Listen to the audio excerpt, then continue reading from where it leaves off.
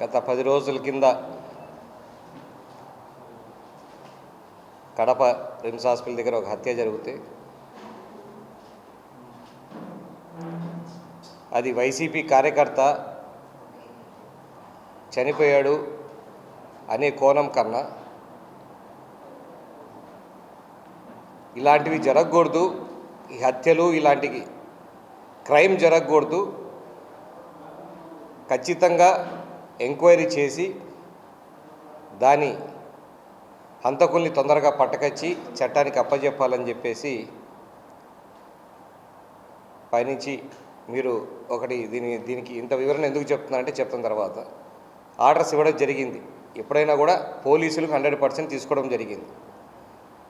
ఈ కోణంలో దీని వెనకల ఇంతమంది ఉన్నారన్న ఆలోచన కూడా లేదు. అప్పుడు అందరూ అనుకునింది, అందరికీ అనిపించింది ఆ రోజు ఒక చిల్లర గ్యాంగు, వాళ్ళు ఏదో కొట్లాడుకున్నారు, దాని మీద తీసుకున్నారు అని చెప్పేసి.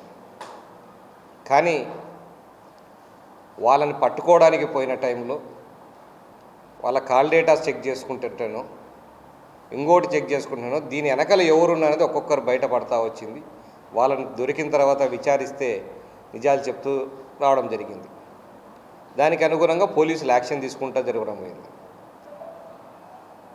గుమ్మడికాయలు దొంగ ఎవరంటే భుజాలు అనుకున్నాడు అంటే ఎవడో ఏదో సినిమాలో బ్రహ్మానందం ఆ పక్క దొంగ అనుభవుతారంటే ఈడోడు అన్నట్టు ఉంటుంది చూడు, ఈడోడు నిమ్మ కూడా అనేది సినిమాలో ఉంటుంది, రవితేజ బ్రహ్మానందం.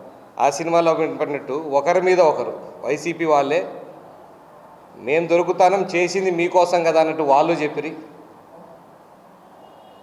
అన్నీ దొరికిన తర్వాత మేం కాదు ఇది కావాలని పొలిటికల్గా చేస్తారు. పొలిటికల్గా ఎక్కడన్నా ఒక కామెంట్ కానీ ఒక ఫోన్ కాల్ కానీ ఎక్కడన్నా జరిగిందా?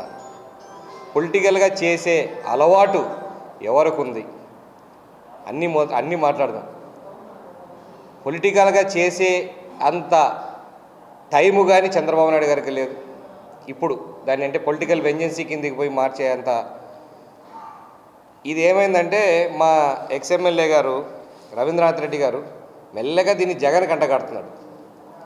మధ్యలో మీరు నిన్న ప్రెస్ మీట్ చూసినారో లేదో, మా డిప్యూటీ మేయర్ని అరెస్ట్ చేసినారు, దీన్ని జగన్ కంటగట్టాలని చూస్తున్నారు అని అన్నాడు.